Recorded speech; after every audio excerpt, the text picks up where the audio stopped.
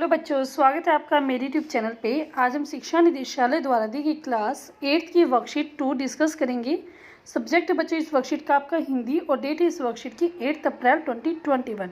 और इस वर्कशीट में जो हमारा लास्ट वर्कशीट में हमने पढ़ा था लाख की चूड़ियाँ, इसी चैप्टर को आज हम कंटिन्यू कर रहे हैं। तो वर्कशीट को स्टार्ट करने से पहले आप सब बच्चे प्लीज़ मेरे चैनल ऋषभ कंप्यूटर क्लासेस को जरूर सब्सक्राइब कर दे। तो देखते हैं आज की वर्कशीट।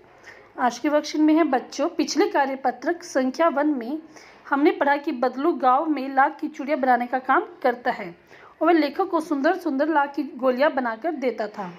बदलू नीम के पेड़ के नीचे बैठकर अपना काम करता था। वह भट्टी में लाख पिघलाया करता था और लकड़ी की चौखट पर लाख के मुलायम होने पर उसे लाख के समान पतला करके चूड़ी का आकार देता था। तो ये हमने पढ़ा था लास्ट वर्कशीट में कि जो बदलू था वो लाख की चूड़ियाँ बनाता था, ठीक है।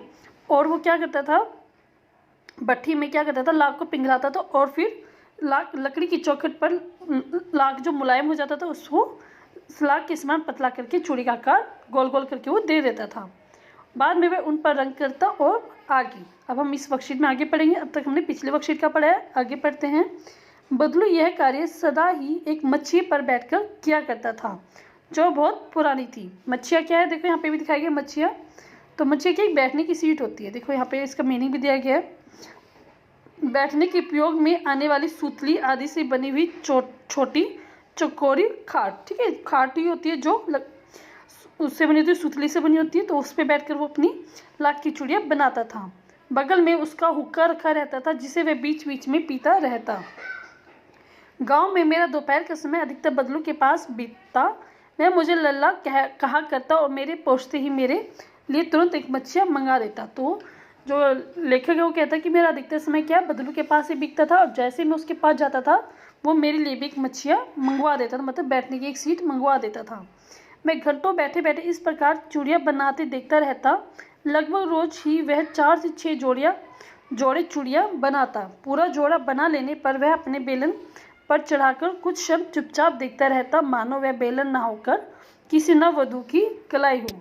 तो मतलब जो वो चीज़ें बनाता था उसको बना हुआ देखकर उसको बहुत खुशी होती थी और वो उसको निहारता रहता था, ठीक है। बदलू क्या था, मनिहार था। मनिहार क्या होता है, जो चूड़ियाँ बनाते हैं। तो बदलू क्या था, एक मनिहार था। चूड़ियाँ बनाना उसका पैतृक पेशा था। पैतृक क्या होता है, जो हमारे पूर्वज करते आ रहे हैं वही काम हम करें तो क्या कहलाता है, पैतृक पेशा। और वास्तव में वह बहुत ही सुंदर चूड़ियाँ बनाता था। उसकी बुनाई हुई चूड़ियों की खपत भी बहुत थी। फिर उस गाँव में तो सभी उसकी बुनाई हुई चूड़ियाँ पहनती ही थी। आसपास के गांव के लोग भी उससे चूड़ियाँ ले जाते थे। मतलब क्या है कि उसकी चूड़ियाँ बहुत अच्छी थी और सभी जो स्त्रियाँ थी उसकी चूड़ियाँ पहनना पसंद करती थी। परंतु वह कभी भी चूड़ियों को पैसे से बेचता न था। उसका अभी तक वस्तु विनिमय का तरीका था।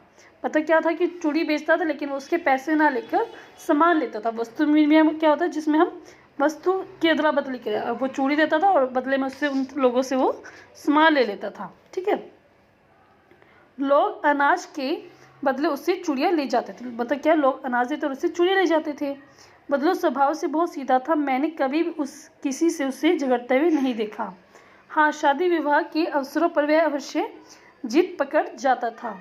जीवन भर चाहे कोई मुफ्त चूड़ियाँ ले जाए, परंतु विवाह के अवसर पर वह सारा कसर निकाल लेता था। मतलब वो सीधा था, किसी से कुछ नहीं कहता था, लेकिन वो शादी के अवसर पर वो थोड़ा जिद पकड़ लेता था। आखिर सुहाग के जोड़े का महत्व ही और होता है। मुझे याद है मेरे मामा के यहाँ किसी लड़की के विवाह पर जरा सी किसी बात पर बिगड़ गया था। फिर उसको मनाने में लोहे लग गए थे। मतलब उसको जो बनाने में बड़े मेहनत लगी कि वो मान जाए। विवाह के इसी जोड़े का मूल्य इतना बढ़ जाता है कि उसके लिए उसकी घरवाली को सारे वस्त्र मिलते हैं, ढेरों अनाज मिलता है और उसको अपने लिए पगड़ी मिलती है और रुपए जो मिलते हैं सो अलग। मतलब क्या है, वो शादी में ज़्यादा जिद करता है और लोगों से पैसे ले लेता है, लेकिन वो आमतौर पर वो लोगों से पैसे नहीं लेता है।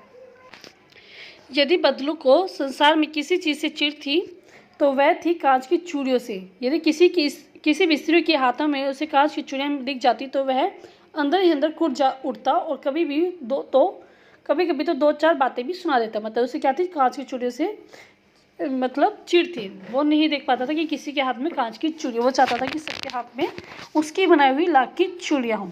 ठीक है, अब हम देखते हैं इस वर्कशीट की वर्ड मीनिंग क्या है। मच्छियाँ मैंने बताया था बैठने के उपयोग में आने वाली सुतली आदि से बनी छोटी और चौकोर खाट। मनिहार क्या है, चूड़ियाँ बेचने वाला। पैतृक पूर्वजों का पिता से प्राप्त या पुश्तैनी। वस्तु विनिमय, रुपयों या पैसों से नए खरीद कर एक वस्तु के बदले दूसरी वस्तु लेना। मतलब हम रुपये पैसे नहीं लेके अगर हम कोई सामान दे रहे हैं उसके बदले हम कोई सामान ही ले तो क्या कहलाता है, वस्तु विनिमय कहलाता है। नेक्स्ट है कसर। कसर मतलब घाटा पूरा करना, ठीक है, कोई भी कमी ना छोड़ना। अब है क्वेश्चन आंसर। फर्स्ट क्वेश्चन है, सोच के लिखिए कि आप अपने मित्रों या भाई बहन से किस प्रकार वस्तु विनिमय करते हैं। देखते हैं इसका आंसर हम। तो इसका आंसर आप लिखेंगे हाँ, कभी कभी मैं अपने भाई के साथ विनिमय करता हूँ, जैसे कि मैं उससे अपना कोई खिलौना देकर उससे खाने की चीज़ या चॉकलेट ले लेता हूँ। तो ये आप अपना क्वेश्चन नंबर 1 में लिख देंगे, ठीक है। नेक्स्ट क्वेश्चन देखते हैं बच्चों इस वर्कशीट का। नेक्स्ट क्वेश्चन है सेकंड क्वेश्चन, बदलो गांव की स्त्रियों के हाथों में कांच की चूड़ियाँ पहनने देखकर गुस्सा क्यों होता था। आंसर है इसका। सेकंड क्वेश्चन का आंसर है, बदलो को गांव की स्त्रियों के हाथ में कांच की चूड़ियाँ देखकर बहुत गुस्सा आता था, क्योंकि वह लाख की चूड़ियाँ बहुत मेहनत से बनाता था और उसे ये अच्छा नहीं लगता था कि कोई उसकी लाख की चूड़ियाँ ना पहने और कांच की चूड़ियाँ पहने। तो यही बात है कि क्योंकि लाख की चूड़ियाँ बनाता था, वो चाहता था कि हर एक के स्त्री के हाथ में लाख की चूड़ियाँ हो, ना कि कांच की चूड़ियाँ। तो इस बात से उसको चिढ़ हो जाती थी। थर्ड क्वेश्चन है, कहानी में किन पंक्तियों से पता चलता है कि बदलू को अपने काम से बहुत प्यार था। तो किन बातों से पता चलता है, देखते हैं इसका आंसर हम। आंसर इसका थर्ड क्वेश्चन का, बदलू अपने काम से बहुत प्यार करता था, जैसे कि वह हर रोज 4 से 6 लाख की चूड़ियाँ की जोड़े बना लेता था। उन्होंने बेलन पर चढ़ा कर चुपचाप देखता रहता, जैसे कि किसी नववधू की कलाई को देख रहा हो। इससे पता चलता है कि वह अपने काम से बहुत प्यार करता था, ठीक है।